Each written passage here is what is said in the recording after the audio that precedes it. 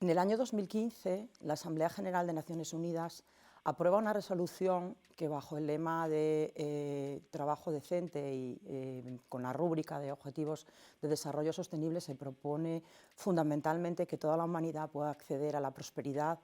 en términos de equidad y sostenibilidad. La idea es que en el objetivo, se diseñan un montón de líneas de actuación, de políticas públicas, y la idea fundamental en el objetivo número 8, que es el que nos concierne al trabajo y al empleo, es que todo el mundo pueda acceder a un trabajo en condiciones, a un trabajo decente, en condiciones de libertad, equidad, seguridad y dignidad. Esta idea no es nueva en Naciones Unidas. Quizá la Agenda 2030 es más ambiciosa que otras declaraciones, incluso que los principios fundacionales de la propia organización, porque ya en 1919, cuando se crea la OIT, una agencia especializada para asuntos de empleo y para el mundo del trabajo, pues desde finales de los 90 la propia OIT viene hablando de trabajo decente, ¿no?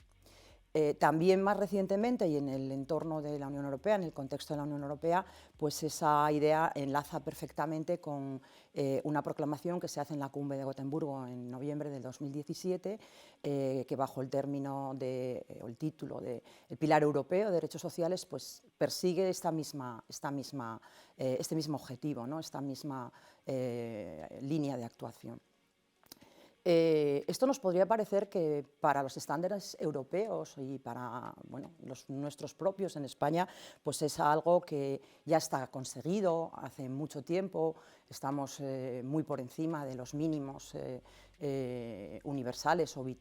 mundiales, pero lamentablemente llevamos ya mucho tiempo hablando de trabajos atípicos, de trabajos marginales, de trabajos esporádicos, de trabajos de excepción, que no proporcionan a la persona pues, un medio de vida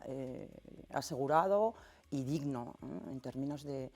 salario suficiente y de acceso en el futuro a prestaciones de la seguridad social también suficientes, que es lo que dice nuestra Constitución en el artículo 41. Pues bien, en los últimos tiempos, estas formas de empleo, estos empleos más precarios, se han exacerbado. Y hemos empezado a hablar ya no de tanto de trabajos atípicos, sino trabajos verdaderamente precarios, ¿no? Trabajo a demanda, trabajo a llamada, el caso paradigmático es el de las plataformas de reparto, los famosos riders, pero también trabajo a migajas, trabajo con una parcialidad extrema de muy pocas horas, que, como es lógico, pues, no permiten acceder a una cuantía de salario suficiente para poder llevar una vida digna. Y externalizaciones salvajes, que yo las he llamado, pues como en el caso de las cámaras de piso, que lo que provocan es, en aras de la eficiencia empresarial y de la rentabilidad de la empresa, pues precariedad, ¿no? Condiciones de trabajo muy por debajo de las que tienen pues los trabajadores del mercado de trabajo ordinario, normalizado. Bueno, al punto de que hemos empezado a hablar tristemente de los trabajadores pobres en los últimos informes que emiten las organizaciones del tercer sector o entidades o especializadas, estamos hablando de que la pobreza no es algo exclusivo de los sin techo o de las personas sin empleo y sin recursos, sino que hay trabajadores pobres. Las cocinas económicas, los comedores sociales, las bolsas de alimentos se llenan de personas que tienen un empleo y que no pueden sostenerse. Hemos empezado, en conexión con todo esto, a hablar de la pobreza habitacional, de la dificultad que muchísimas personas tienen para acceder a una vivienda, o si acceden a una vivienda, una vez que pagan hipoteca o alquiler, ya no les queda renta disponible para sufragar otros gastos vitales, ¿no? Suyos y de su familia. Hemos hablado de pobreza energética, personas que si pagan la renta o el alquiler o la hipoteca ya no pueden enchufar una calefacción. En fin, esta es una realidad que, por desgracia, no nos es ajena en absoluto en España y en Europa. De manera que, desde luego que estas cuestiones han pasado a un primer plano. Esta situación, esta circunstancia, a veces se combina con otros factores de vulnerabilidad, como es el sexo. Se habla de la feminización de la pobreza. La pobreza tiene rostro de mujer. La edad, las personas mayores o los niños, o los emigrantes, personas de otro origen o de otra nacionalidad, de otra procedencia. De forma que acabamos bueno, pues encontrándonos, tropezándonos con una bastante insidiosa forma de discriminación, que es la discriminación múltiple y la discriminación interseccional. Me sorprende mucho que haya fuerzas, partidos políticos, sectores de la sociedad que piensan que rechazan, que es rechazable y que no debemos subirnos a ese carro, cuando realmente también es un compromiso internacional que España no puede dejar de cumplir, salvo que dejemos de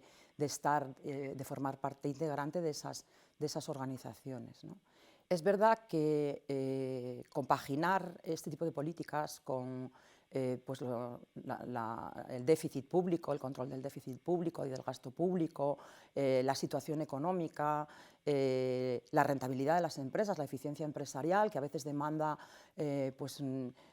normativas no tan generosas o no tan predispuestas a contemplar las necesidades de las personas trabajadoras, pues es complicado. Encontrar ese equilibrio es difícil. Pero bueno, yo creo que en los últimos años el gobierno de España ha hecho una importante labor, también de la mano del diálogo social. La reforma laboral del 2021 no es realmente una reforma implantada por un gobierno con una agenda política X determinada, sino que es fruto de un acuerdo entre los interlocutores sociales, y eso presupone un equilibrio, una sensatez, una prudencia en la recuperación de derechos, en la lucha contra la temporalidad, contra la precariedad, en la dignificación de las condiciones de trabajo de las personas que trabajan en contratas. El caso de las Kellys, de las camareras de piso, es el paradigmático, pero no es el único. De manera que, y luego bueno, se han hecho también otras, se han emprendido, se han adoptado medidas legislativas, pues como la de incluir en la protección por el desempleo o la insolvencia empresarial a las empleadas de hogar, al personal del servicio de obra familiar, que a mí me gusta llamarlas por su nombre, son mujeres, no hace falta utilizar un lenguaje inclusivo, que en este caso sería un poco hipócrita, ¿no? Se han hecho normas de igualdad integral, no solamente de igualdad entre mujeres y hombres, que ya contábamos con una normativa de referencia mundial en la Ley Orgánica 3/2007. Se han hecho modificaciones en el ámbito de las prestaciones de seguridad social, también con la perspectiva de género, con la idea de que la parcialidad,